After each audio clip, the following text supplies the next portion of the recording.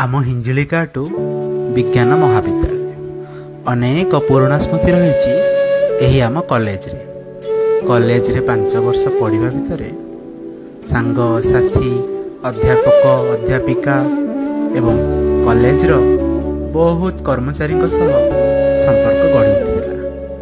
College तो नथिला पूरा स्मृतिर गंताघरटी थी। कॉलेज रो कोठरी भितर आमे आमर दुष्टामी भल पाइबा सब स्मृति को आमे साइड कॉलेज रो चारिकांत भितर कॉलेज नोटिस बोर्ड रे निजे पास हेबा देखि बहुत खुशी लागुଥିଲା, किंतु आज समय सह सब किछि बदलिछि।